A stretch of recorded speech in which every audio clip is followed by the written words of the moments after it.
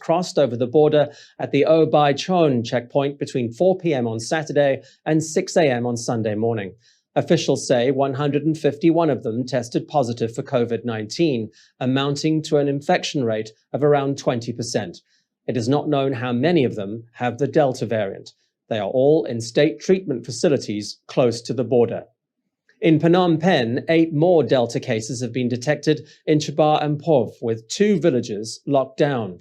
All entrances and exits to and from Kabalko commune's Yokbat and Yokbat 1 villages have been sealed until Tuesday, the 24th of August. But while the Delta variant continues to spread, so too do vaccines.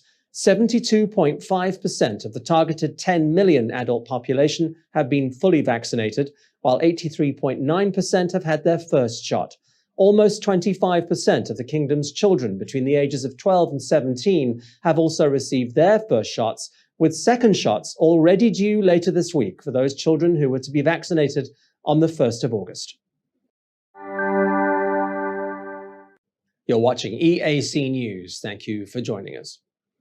It has taken barely 2 months, but the Delta variant has now spread to every province in Cambodia except Kep, Krachi, and Tikau. It is the border provinces, which are on the front line against the variant, said to be almost 300% more contagious than the original coronavirus that causes COVID-19. The number of Delta cases in the kingdom has surged above 600 over the past few days, following the discovery of 125 cases in Odamanche alone since border crossings with Thailand reopened to migrant workers on Friday. In Banteay Manche, a total of 755 migrant workers crossed over the border at the Obai Chon checkpoint between 4 p.m. on Saturday. You're watching EAC News. Thank you for joining us. 2.5 weeks into Cambodia's nationwide curfew, and over 25,000 people have been arrested for violating it. Most of those have been in Phnom Penh. The numbers have been confirmed by the spokesperson for the Interministerial Commission for Combating COVID-19, Kim Santapip. Up until Thursday last week, 19,463 people had been arrested. Almost 8,500 vehicles had been seized. But this past weekend was even busier for police. An average of 2,500 people a night were arrested for breaking curfew. It runs from 9 p.m. to 3 a.m. in every province except for Phnom Penh, where it runs from 10 p.m. to 3 a.m. The curfew is scheduled to end on Friday this week. It's just one of the measures imposed by the royal government to limit the spread of the Delta variant. Alcohol sales are also banned across the country until Friday, as are high-risk businesses and dining in at restaurants. Phnom Penh has lifted the suspension of table service, and while its curfew is also set to end on Friday, the capital's other measures will remain in place until at least the end of next week. You're watching EAC News. Thank you for joining us. The Taliban is back in power in Afghanistan. It recaptured the capital Kabul on Sunday and has declared that the war is over. It released a video statement on Monday saying its real test would now begin as it looks to meet people's expectations and resolve the country's problems. But the assurances have not stopped thousands of people trying to flee. The Taliban's deputy leader, Mullah Barada Akhund, surrounded by likely members of the new Afghan government, said it was time to provide for the people and improve their lives. He thanked God for giving the Taliban victory and committed the group to peace and to the service of Afghanistan. He was speaking from an undisclosed location, hours after President Ashraf Ghani fled the country. Afghanistan's acting interior minister, Abdul Sattar Mirzaqual, took to state television on Sunday afternoon to assure residents of the capital that there would be no bloodshed. He said Kabul would be safe. But that's done nothing to calm anyone's nerves. Chaos erupted at Hamid Karzai International Airport in the early hours of Monday morning as people scrambled to board planes. An Istanbul-bound CAM airplane reportedly couldn't take off after being stormed by panicked Afghans. Hours later, as people continued to stream towards the terminal building, shots rang out. It is not known where the gunfire was coming from, but no casualties were reported, suggesting the gunfire was celebratory. Airline after airline is cancelling flights in and out of Afghanistan until the fluid security situation becomes clearer. Mindful of the Taliban's previous rule in Afghanistan, citizens are scrambling to the land border with Pakistan to try and flee. The Taliban has said it has no intention of returning the country to an extremely conservative Islamic state. But cities that fell before Kabul all reported women suddenly being banned from their places of work, girls being sent home from school, and public executions being carried out on anyone who dared to oppose the group. British Prime Minister Boris Johnson says no one should recognize the Taliban as the government of Afghanistan, even while conceding that it was inevitable they would return to power. I think it's fair to say that the US decision to pull out has accelerated things, but this has been in many ways something that has been a chronicle of an event foretold. We've known for a long time that this was the way things were going. The Taliban reclaim Afghanistan almost 20 years after being ousted by a US-led coalition for sheltering Osama bin Laden, the mastermind of the 9/11 attacks. Their new promises of peace will be closely monitored by a nervous world seemingly caught off guard by this weekend's dramatic turn of events.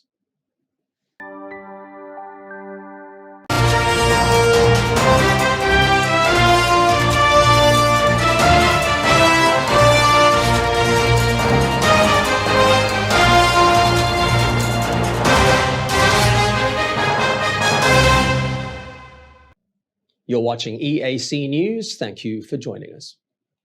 Well, let's take a look now at some other news from around the world making headlines this Monday, the 16th of August. Haiti's Prime Minister Ariel Henry has declared a month-long state of emergency following Saturday's deadly earthquake that left at least 1,297 people dead. The 7.2 magnitude quake, which was followed by a series of aftershocks, struck about 150 kilometers west of the capital Port-au-Prince at a depth of 10 kilometers. It was felt as far away as Cuba and Jamaica. While damage in the capital was limited, entire towns have collapsed in the southern part of the country, where most of the dead and injured have been reported. At least 950 homes, 7 churches, 2 hotels and 3 schools have been destroyed. A further 723 homes, 1 prison, 3 health centers and 7 schools have been badly damaged. Large parts of the area are now vulnerable to landslides. To make matters worse, Haiti is in the path of Tropical Storm Grace, which is expected to bring heavy rains and strong winds in the coming days. At least 20 people have been killed and 79 others injured in a fuel tank explosion in northern Lebanon. The country is suffering from a severe fuel shortage, leading to long lines at gas stations and extended blackouts. Military and security forces say the Lebanese army had seized a hidden fuel storage tank in the town of Al Talil and was in the midst of handing out gasoline to residents when the explosion happened. There are differing accounts as to its cause. One police report says an argument between a group of people led to gunfire which hit the tank. The local Al Jadid TV channel reported an eyewitness as saying that an individual lit a cigarette close to the fuel. And flooding has hit southern Japan, inundating streets and homes. Torrential rains lashed much of Japan on Sunday, submerging roads and buildings in the western part of the country, while 3 people were killed in a landslide in the central Nagano prefecture. As of Sunday morning, the rain had stopped in much of Kyushu, even as Tokyo and other parts of the country were pounded. A level 4 evacuation warning, the second highest, remains in place for Takeo and surrounding towns.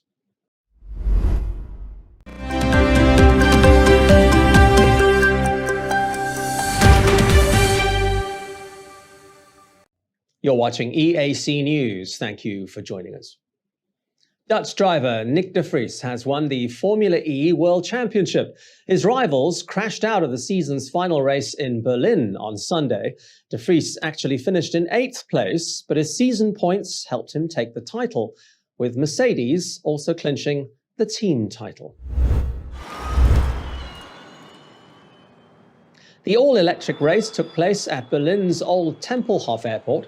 It was won by Frenchman Norman Nato for Venturi, his first win in the all-electric series. But 8th was enough for De Vries to finish on 99 points, 7 clear of Venturi's Eduardo Mortara, who retired at the start when he smashed into the back of Mitch Evans's barely moving Jaguar. Neither driver was hurt. Other championship contender BMW's Jake Dennis also crashed out after the restart. This year's 7th season of Formula E is the first to be given full World Championship status by the International Automobile Federation. You're watching EAC News. Thank you for joining us. Roger Federer is undergoing more knee surgery and will miss the US Open. The 40-year-old tennis star, regarded by many as the sport's greatest ever player, took to Instagram on Sunday to break the news to his fans. I've been doing a lot of checks with... Federer says doctors have told him that the surgery is needed if he hopes to play professionally again. He's hoping it will give him a glimmer of hope of returning to action. Federer says it'll mean he'll be on crutches for several weeks and out of action for what he called many months. Federer is a 20 times Grand Slam singles champion and had 2 knee surgeries in 2020. They kept him out of action for 13 months, but have still not done the trick. He withdrew from the French Open back in June to save himself for Wimbledon. He reached the quarterfinals at the All England Club, but lost in straight sets to Poland's Hubert Hurkacz, failing to win a game in the 3rd set, his first ever Love 6 game. That prompted many to wonder if he'll ever return to professional tennis. You're watching EAC News. Thank you for joining us. England captain Harry Kane was left out of Tottenham Hotspur's squad for Sunday's Premier League encounter with champions Manchester City. Speculation is mounting about his future at the North London club. Rumours have been swirling all summer that Kane is set to make a move to Manchester City, but manager Pep Guardiola told reporters last week that it was up to Tottenham to make the move happen. The England captain has been training individually while in quarantine at the club's training base. He recently returned from a family holiday in the Bahamas. Tottenham's new manager, Nuno Espirito Santo, has refused to be drawn on Kane's future. Spurs will no doubt be keen to keep him, though. They're desperate to improve on their 7th place finish in last season's Premier League. You're watching EAC News. Thank you for joining us. A pleasant surprise this weekend for volunteers of an environmental group on the Italian island of Sicily. Dozens of endangered baby turtles hatched from a nest no one knew was even there. Evidence of the pitter-patter of tiny feet, or in this case fins, was spotted on the beach first thing on Sunday morning. Just a few minutes later, the first sightings of the hatchlings all racing towards the sea.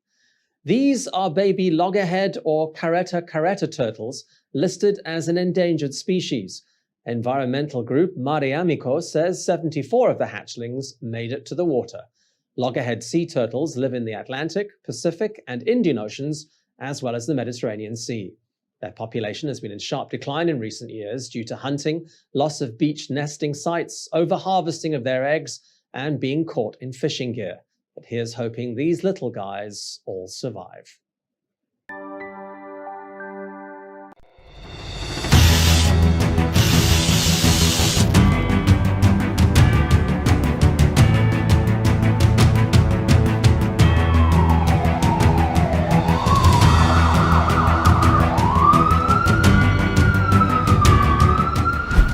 EAC News fully supports the Royal Government of Cambodia's preventative and administrative measures against COVID-19. But we need you to play your part in helping bring the 20 February community transmission event to an end. Wash your hands regularly, sanitize wherever possible. Keep an eye on your body temperature. Use the Stop COVID QR code and maintain a safe social distance. But above all, please, please, please, wear a mask. Only together can we beat COVID-19.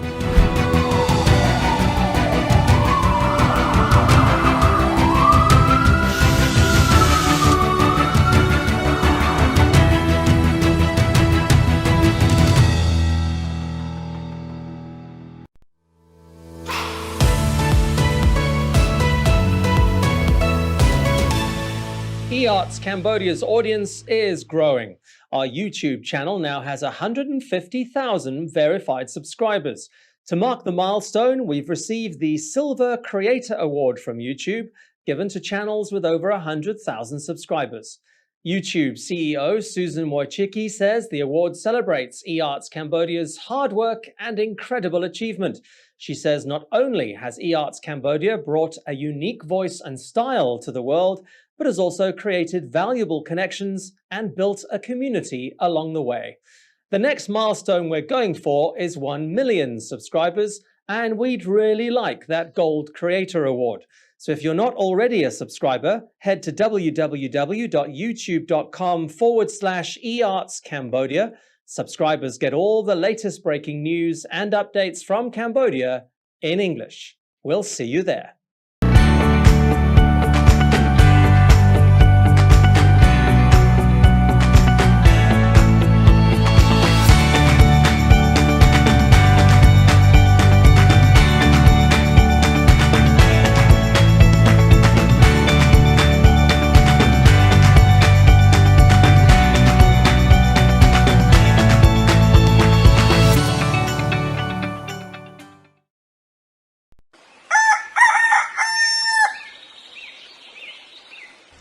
Hơi, đợi miền thôi ấy sao?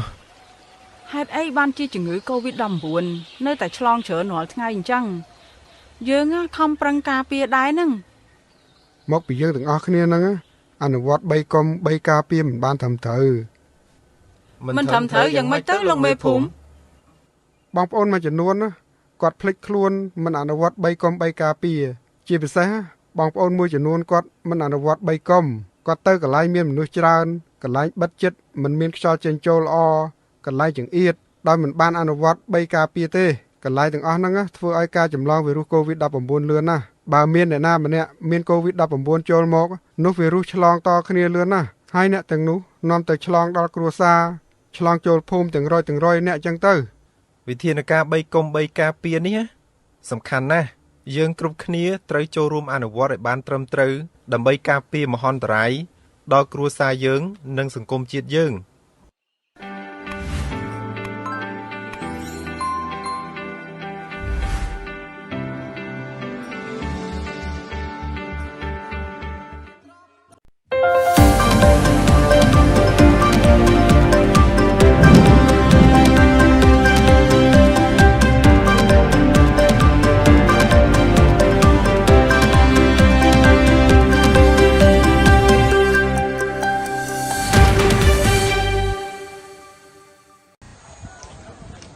An hour after Banteay Meanchey reopened its borders with Thailand, allowing stranded migrant workers to cross back home, more than 60 people tested positive for COVID-19. This was confirmed by Provincial Governor Umri Trai. He says 3 of the province's border crossings have recorded around 500 migrant workers entering from Thailand after 2 weeks of being stranded due to the border closure. The border crossings in Banteay Meanchey that reopened on Friday morning are Buang Trakun, Malai and Obai Chuan. Governor Retrai is expecting that more migrant workers will cross, and there's a large possibility that more COVID-19 cases will be discovered. The reopening of the borders was made possible in Banteay Meanchey through coordination with provincial authorities in Thailand. Governor Retrai has added that provincial authorities, armed forces and health officials have organized rapid testing on the Cambodian workers before they were sent to quarantine or treatment facilities. During the meeting of leaders between Banteay Meanchey and Thailand's Sa Kaeo province, they also discussed the vaccination of Cambodian traders at Rong Klu market in Thailand's Aranya Pratet district. The leaders of the 2 provinces have agreed to conduct vaccinations at the Poipet International Gate Bridge for around 10,000 vendors, although no date has yet been set.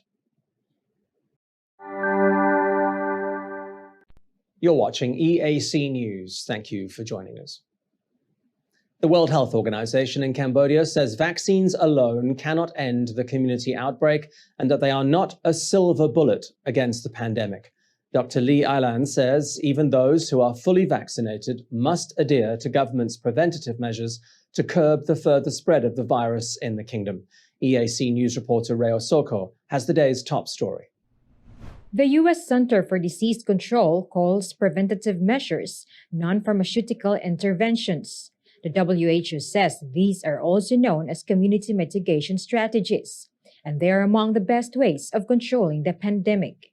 As we know, these include staying at home when not feeling well, covering your mouth and nose when sneezing and coughing, maintaining a safe social distance, washing your hands often, and wearing a face mask. The WHO says vaccine optimism can be dangerous. It says those who are fully vaccinated should dismiss the idea that they can't be infected or transmit the virus.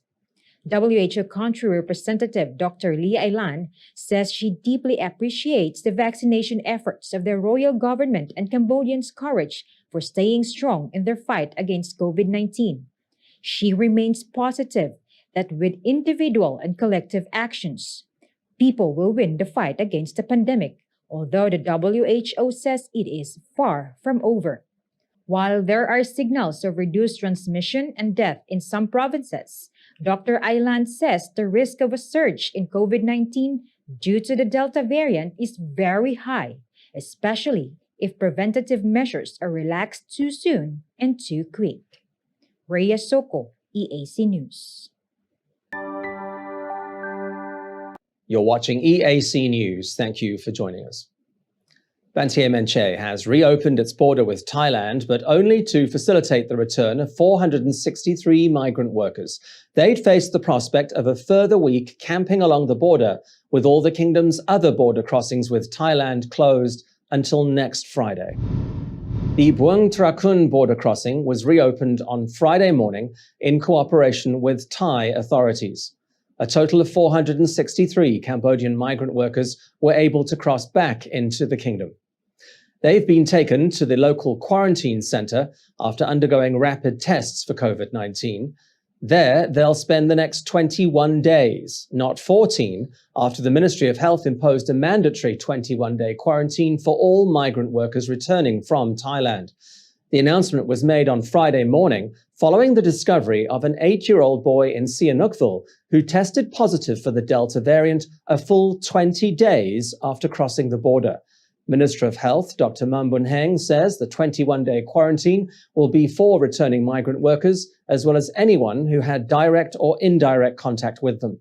COVID-19 patients with the Delta variant will now also be tested 4 times. There'll be 3 rapid tests at regular intervals, followed by a full blood test on the final day of their quarantine.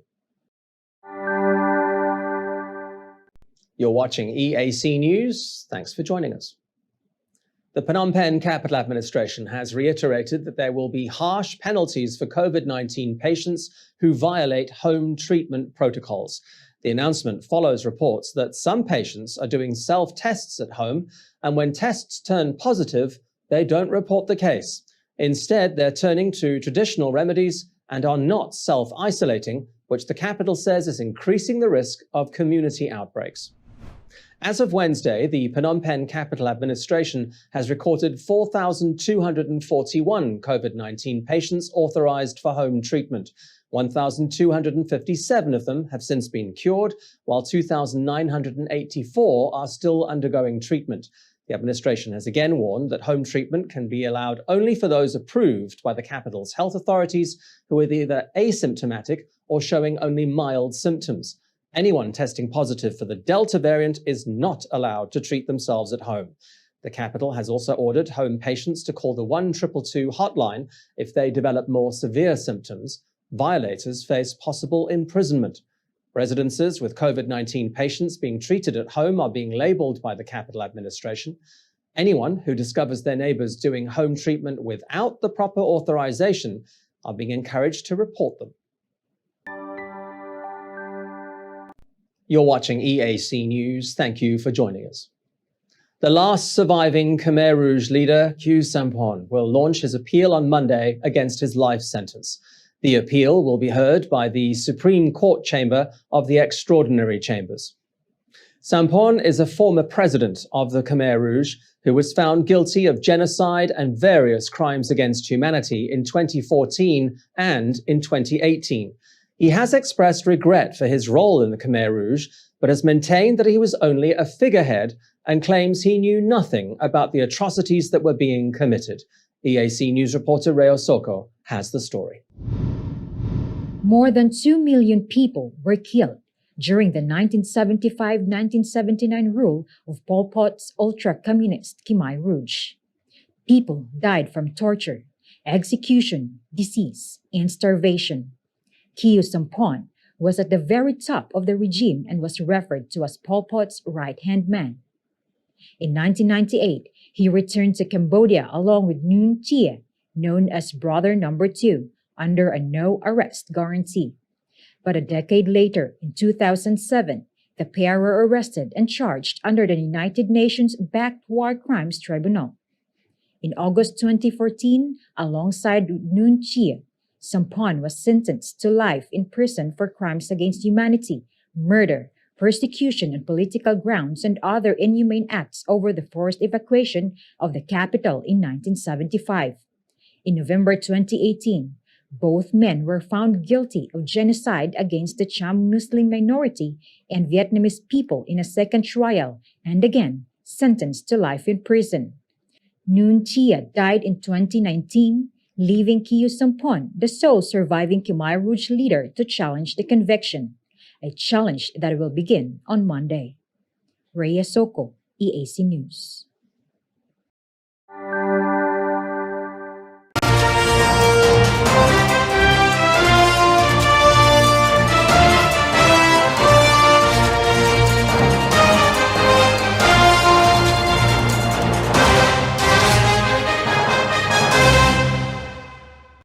You're watching EAC News. Thank you for joining us.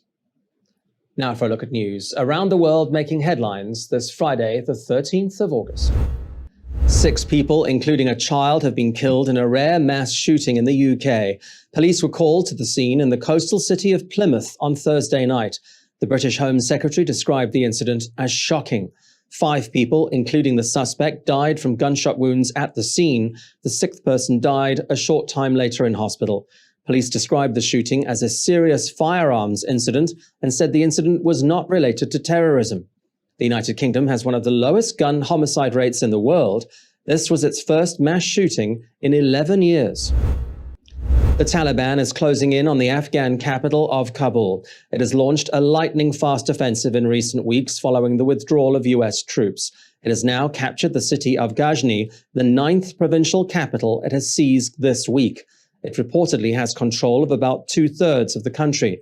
Security analysts say Kabul could be surrounded within the month and fall within 90 days. All gateways into the capital are choked with civilians fleeing violence elsewhere.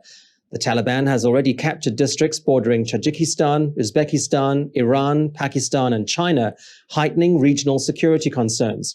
The Taliban is fighting the US-backed government and wants to impose a strict interpretation of Islamic law. 10, 9, 8, 7, 6, 5, 4, 3, 2, 1, 0. And they got the countdown right, and the first 2 booster stages went according to plan. But as the old saying goes, what goes up must come down. This Indian rocket, which was carrying a powerful Earth observation satellite, failed to fire fully on Thursday and plunged back to Earth. The Indian Space Research Organization described it as a major setback for the country's space program. It is not known when the launch will be attempted again.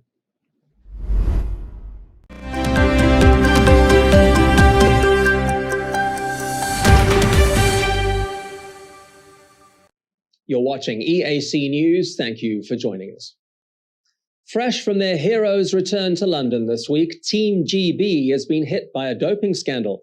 The Athletics Integrity Unit has provisionally suspended Britain's Olympic 4x100-meter relay silver medalist Chinju Ujah. He joins 3 other track and field athletes who were suspended during the Olympic Games themselves. Ujah, seen here on the left in this photograph, has been notified by the International World Athletics Federation about the finding.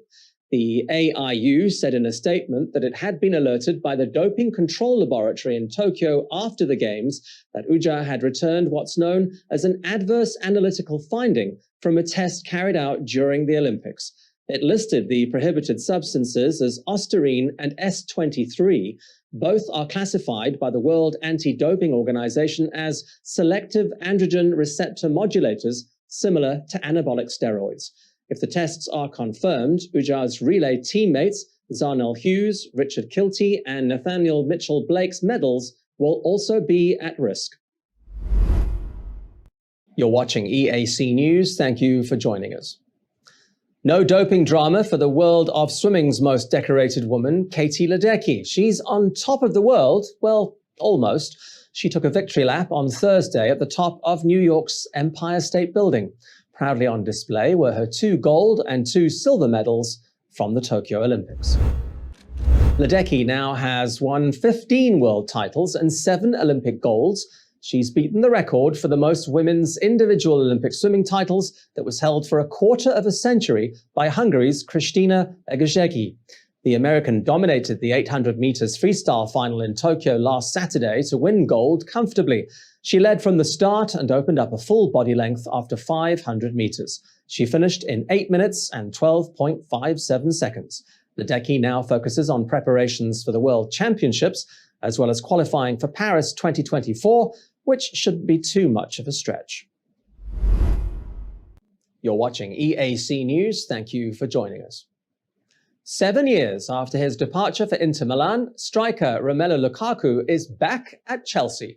He signed a new 5-year deal with the club, reportedly worth a club record of almost $135 million.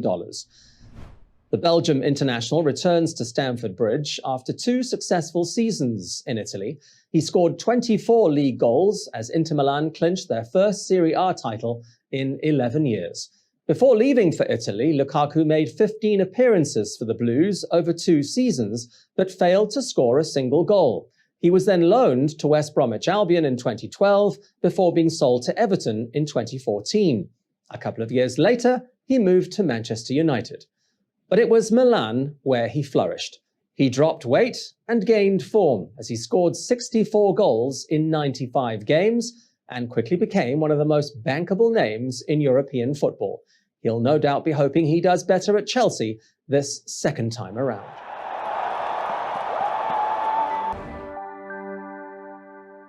You're watching EAC News. Thank you for joining us.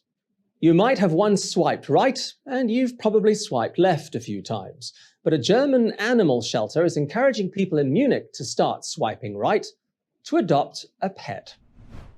Yep, the Munich Animal Shelter has turned to the dating app Tinder in a new approach to find homes for abandoned pets.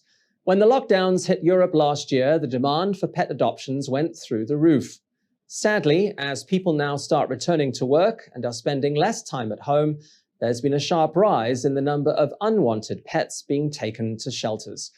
The shelter is starting with 15 pets, of which professional photographs have been taken. The Munich Animal Welfare Association says several people have already swiped right on Tinder to set up their first date. They say the response has been amazing.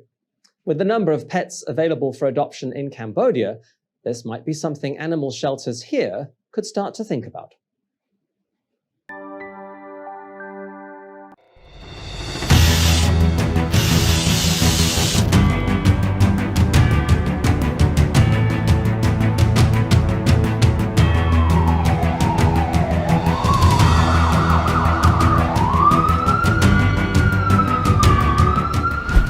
EAC News fully supports the Royal Government of Cambodia's preventative and administrative measures against COVID-19. But we need you to play your part in helping bring the 20 February community transmission event to an end. Wash your hands regularly, sanitize wherever possible. Keep an eye on your body temperature. Use the Stop COVID QR code and maintain a safe social distance. But above all, please, please, please, wear a mask. Only together can we beat COVID-19.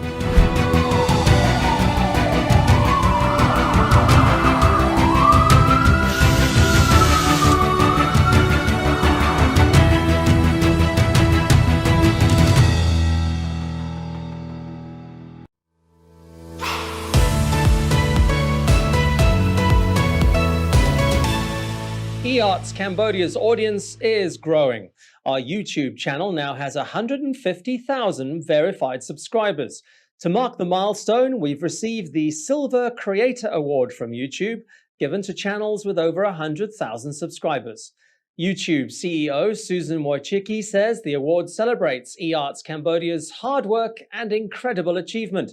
She says not only has eArts Cambodia brought a unique voice and style to the world, but has also created valuable connections and built a community along the way. The next milestone we're going for is 1 million subscribers, and we'd really like that Gold Creator Award. So if you're not already a subscriber, head to www.youtube.com/eArtsCambodia. Subscribers get all the latest breaking news and updates from Cambodia in English. We'll see you there.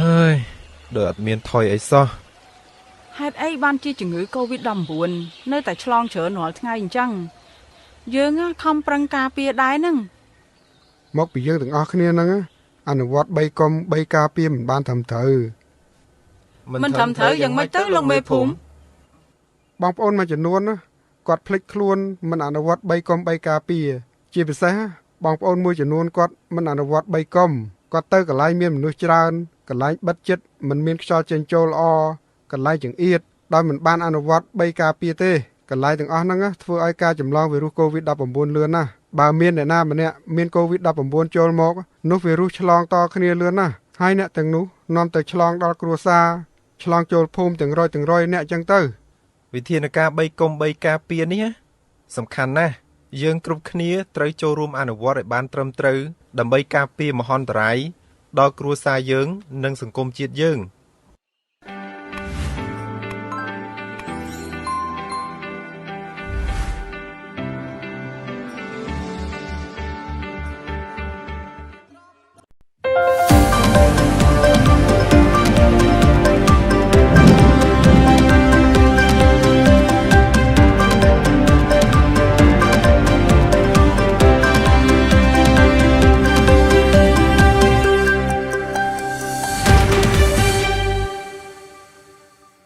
You're watching EAC News. Thank you for joining us. Booster shots for frontline workers have come to Phnom Penh following the rollout in 7 border provinces. The royal government is prioritising doctors, nurses, the military and police. One of the venues being used in the capital is the National Pediatric Hospital. EAC News reporter Reo Soko paid them a visit.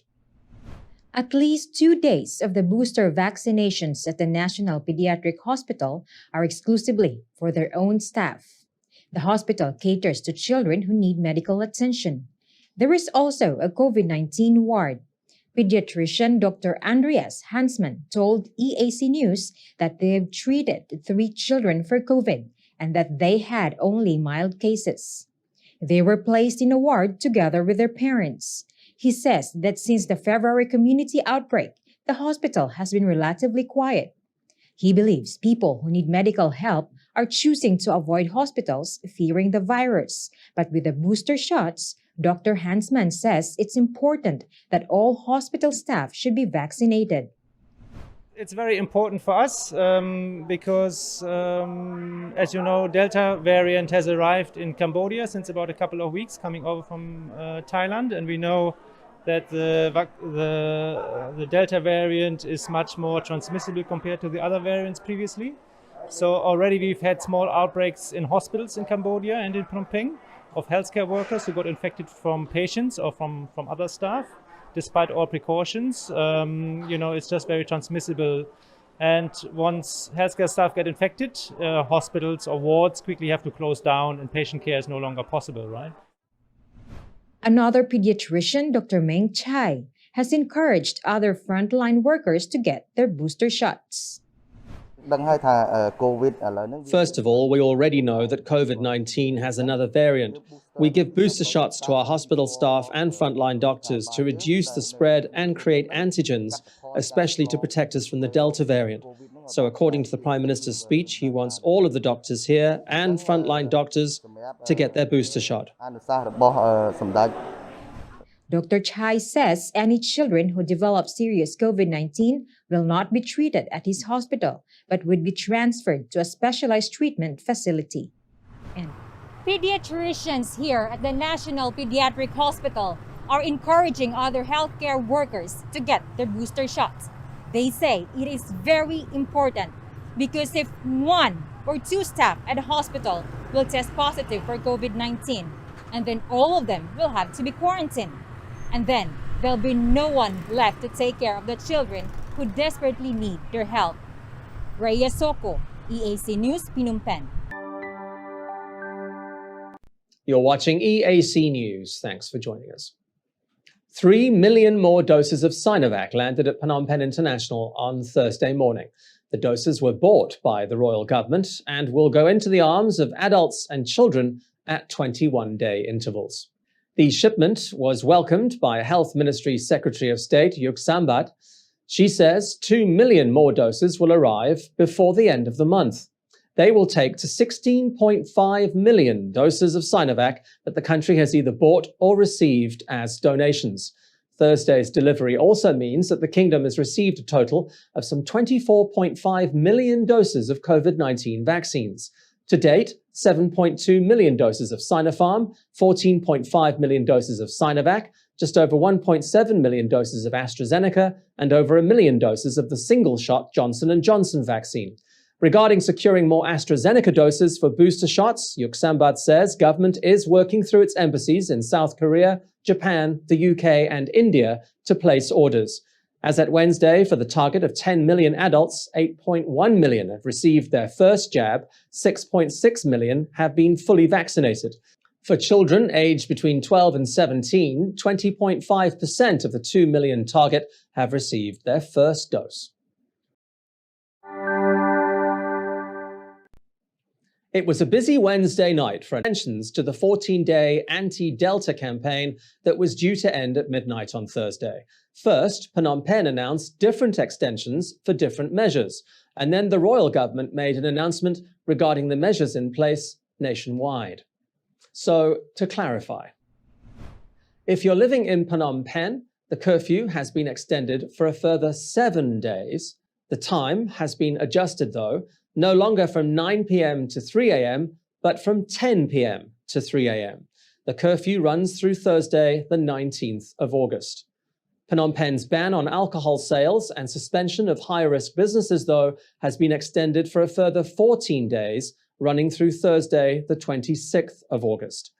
Nationally, the 14-day campaign has been extended for another week. This means the borders with Thailand will reopen only next Friday, the 20th of August. The lockdown in the 8 border provinces, the ban on alcohol sales, and on dining in at restaurants in every province but Phnom Penh will also end next Friday. In making Wednesday night's announcements, the Prime Minister and the Phnom Penh Capital Administration said the initial 14-day campaign had worked, but that more effort was needed to prevent a full-blown community outbreak of the Delta variant.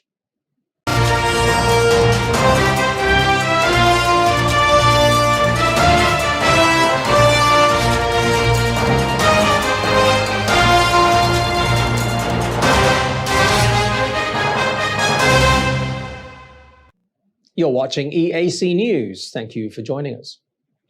Let's take a look now at news making headlines around the world this Thursday, the 12th of August. The death toll in the forest fires in northern Algeria has risen to at least 69. Villagers have been using hoses and tree branches to battle the fires, which have torched dozens of homes. The government has deployed the army to help fight the fires. 28 of the dead are soldiers. Hundreds of residents have been evacuated. Those who initially decided to stay and fight have started fleeing to hotels and university residences. Algeria's president has declared 3 days of national mourning. Across the border in Tunisia, no major fires, but record temperatures.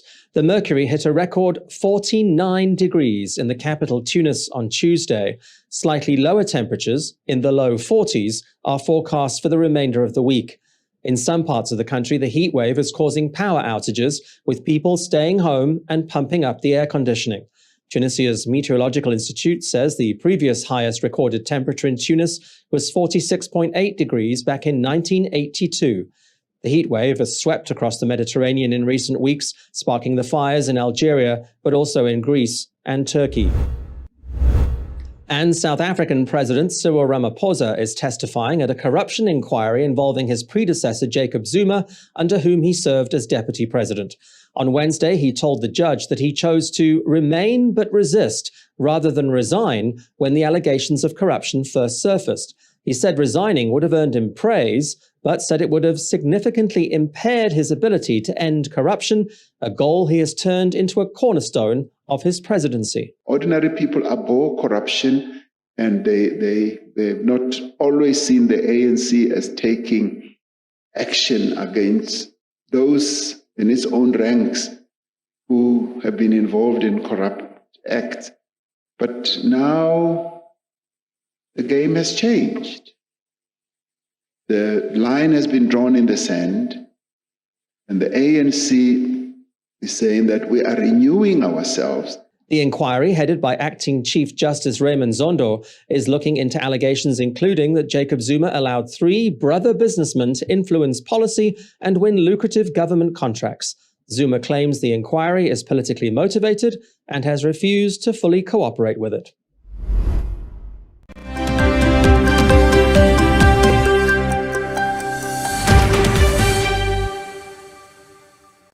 You're watching EAC News. Thank you for joining us. Messi mania continued late into the night in Paris on Wednesday. The newly signed Paris Saint-Germain striker was presented to fans along with his new jersey at the club's stadium. Lionel Messi waved at fans who just couldn't stop chanting his name. He gave a thumbs up and then threw his new jersey into the crowd. That crowd had been waiting all day to welcome him to his new home stadium, Parc des Princes. Messi has joined the already star-packed Paris Saint-Germain from Barcelona, the club where he had begun and was expected to end his career. He's signed a 2-year contract with PSG, complete with an option for a 3rd year. He says his dream is to help PSG win its first ever Champions League title. You're watching EAC News. Thank you for joining us. They're one of the furthest countries from Tokyo, so it's taken the Brazilian Olympic team a little longer to get home. But their athletes received a hero's welcome nonetheless, with the country's best ever showing on the Olympic medals table.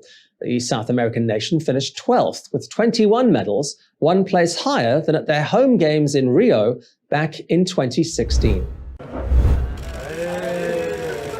7 of the medals were gold, including one from star gymnast Rebecca Andrade. The 22-year-old clinched a silver in the individual all-round competition and then went on to win gold in the vault final. Brazil also secured medals in boxing. Herbert Conceição won gold in the 75-kilogram category, with Abner Teixeira winning the heavyweight match. Beatriz Ferreira won silver in the women's lightweight boxing. Brazil's success came in spite of reduced investment in the sport. Government programs for top-class athletes doled out just over $21 million less this last Olympic cycle compared to the one leading up to the 2016 Games. You're watching EAC News. Thank you for joining us. Seema Shardul Thakur will miss the second test against England that starts at Lord's on Thursday. He's come down with a hamstring injury. India skipper Virat Kohli says Thakur, who picked up 4 wickets in the first test at Trent Bridge, has not trained with the team all week, but should be good for the 3rd test at Headingley. England, though, have some troubles of their own.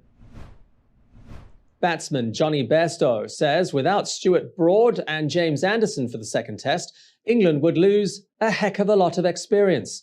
Seamer Stuart Broad will miss the rest of the test series after tearing his right calf. The 35-year-old underwent a scan after hurting his ankle during practice on Tuesday.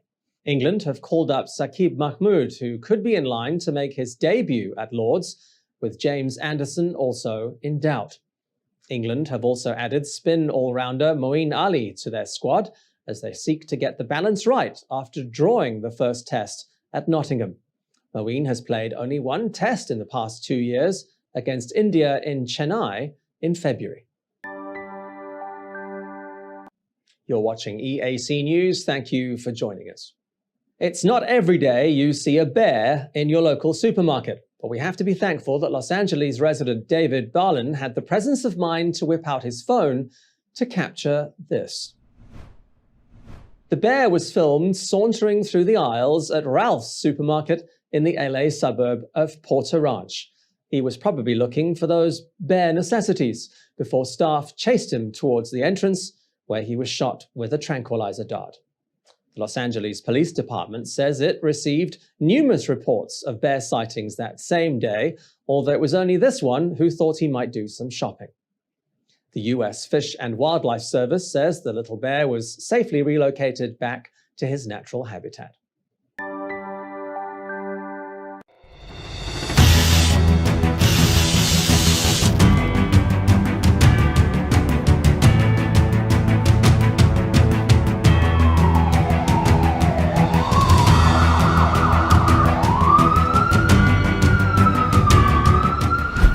EAC News fully supports the Royal Government of Cambodia's preventative and administrative measures against COVID-19.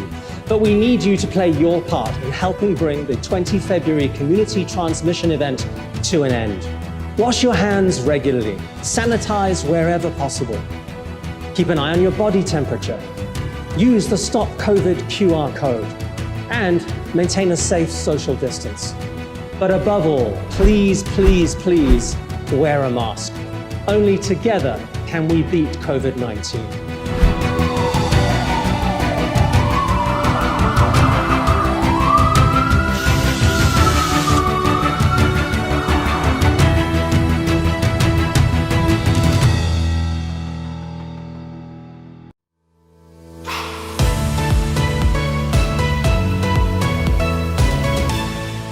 eArts Cambodia's audience is growing.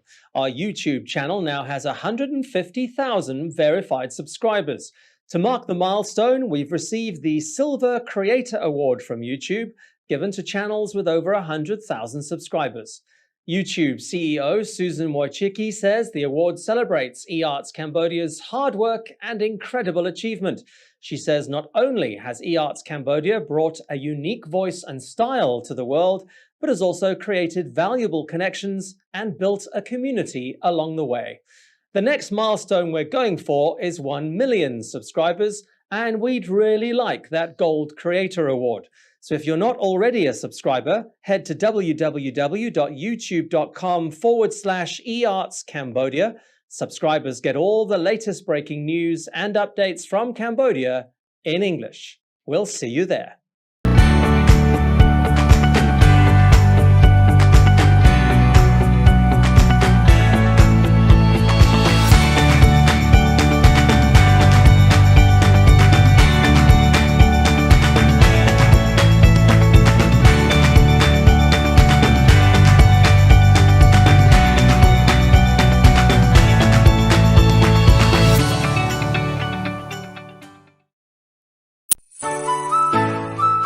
Vaccine COVID-19 គឺជាឧបករណ៍ថ្មីដ៏សំខាន់សម្រាប់ជួយទប់ស្កាត់ការរីករាលដាលនៃជំងឺ COVID-19 រាជរដ្ឋាភិបាលកម្ពុជាបានយកចិត្តទុកដាក់ខ្ពស់ក្នុងការផ្តល់វ៉ាក់សាំងជូនដល់ប្រជាពលរដ្ឋអាយុចាប់ពី18ឆ្នាំឡើងទៅហើយថ្មីៗនេះរាជរដ្ឋាភិបាលបានសម្រេចផ្តល់វ៉ាក់សាំងដល់កុមារនិងយុវវ័យអាយុចាប់ពី12ឆ្នាំដល់អាយុក្រោម18ឆ្នាំដើម្បីបង្កើតភាពស៊ាំក្នុងសហគមន៍និងអាចបន្តដំណើរការសង្គមសេដ្ឋកិច្ចតាមបែបគន្លងថ្មីសូមមេដាបៃតាឬអាណាព្យាបាលដែលរស់នៅរាជធានីភ្នំពេញខេត្តកណ្ដាលខេត្តព្រះសីហនុនិងខេត្តកោះកុងនាំកុមារនិងយុវវ័យដែលមានអាយុចាប់ពី12ឆ្នាំដល់អាយុក្រោម18ឆ្នាំមកទទួលវ៉ាក់សាំងនៅតាមមូលដ្ឋានសុខាភិបាលតាមការណែនាំរបស់អាជ្ញាធរភូមិឃុំសង្កាត់ដោយស្ម័គ្រចិត្តនិងឥតគិតថ្លៃសូមបន្តអនុវត្ត3ការពារ3កុំឲ្យបានខ្ជាប់ខ្ជួនគ្រប់គ្នាទ ទោះបីបានចាក់វ៉ាក់សាំងគ្រប់ចំនួនដូសហើយក៏ដោយ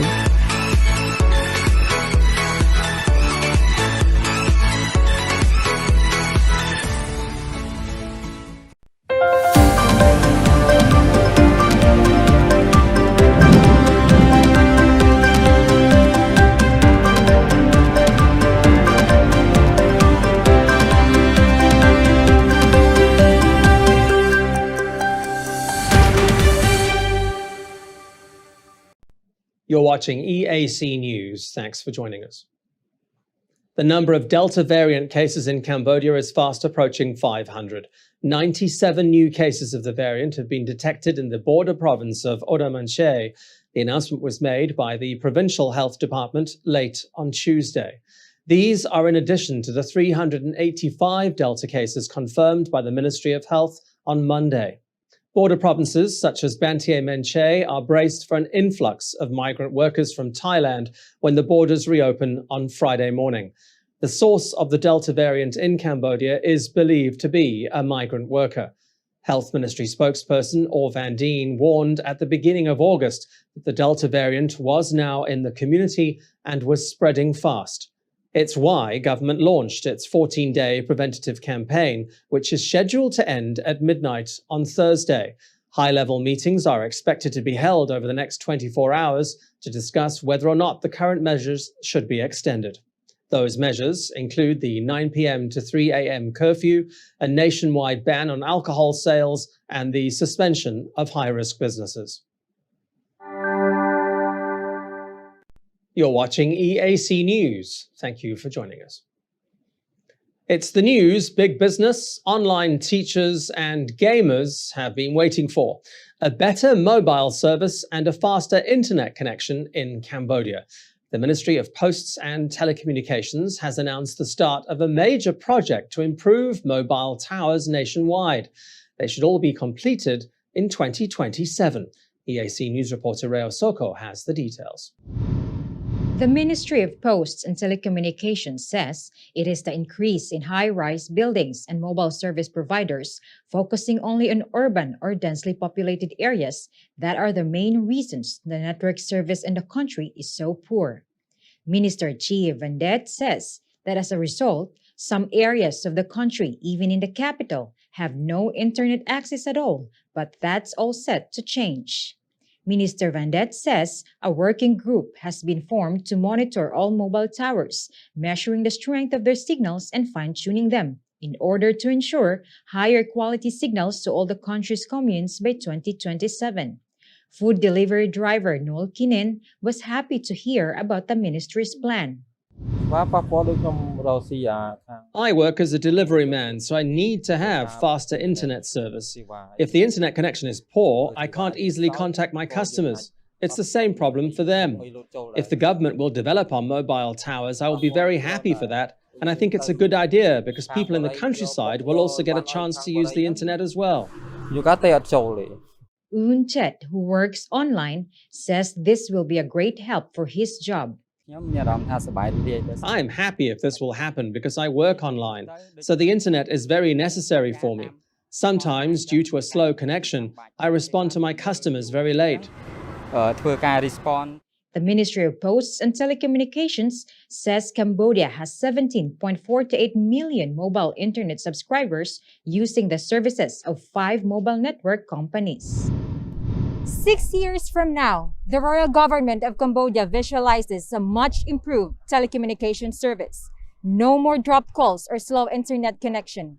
This could also be the start of slowly attracting more investors, as relatively poor network service is one of the issues keeping them away. Raya Soko, EAC News, Phnom Penh.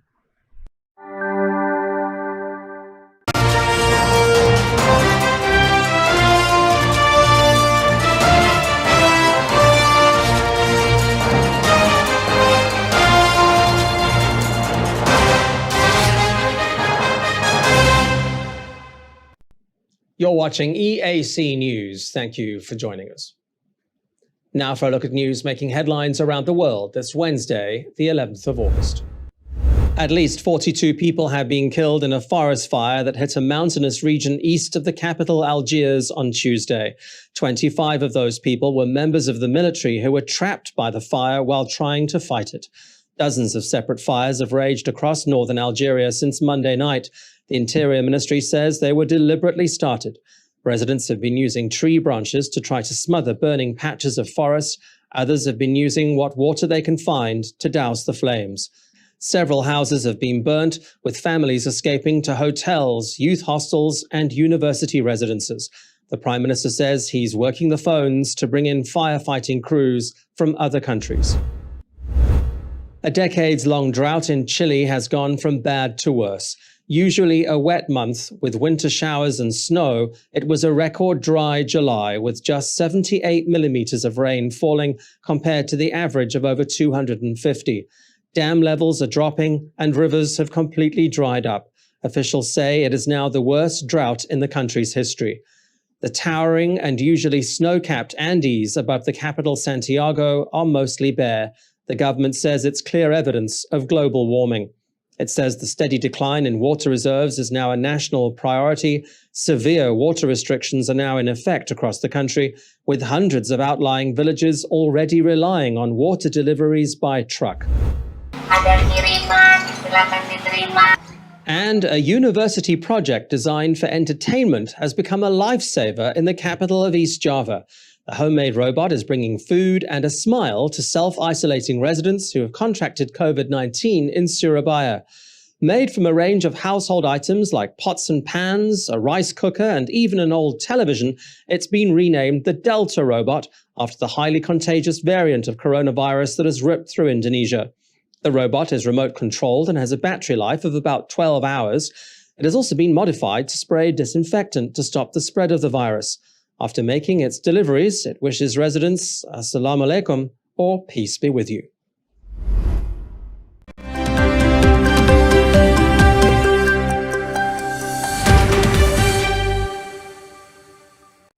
You're watching EAC News. Thank you for joining us. The worst-kept secret in football is out. Six-time Ballon d'Or winner Lionel Messi has signed a 2-year contract with Paris Saint-Germain. He arrived in France late yesterday to nothing short of a hero's welcome. Messi waved to cheering fans from the window of Le Bourget Airport on the outskirts of the French capital. Fittingly, his T-shirt read, "This is Paris." The gesture drove fans wild, many of whom had kept a vigil at the airport for 3 days. They were so excited to see Messi, riot police had to keep them back. From the airport, Messi was quickly driven to the American hospital of Paris for his obligatory medical checkup. A few hours later, Messi mania erupted again when the footballer arrived at the 5-star Le Royal Mansour Hotel, just a short stroll from the Champs-Élysées. Shortly after check-in, he made a balcony appearance with his wife and children. He might just be a guy who plays football for a living, but for Paris, he's the answer to a prayer. PSG has never won the UEFA Champions League,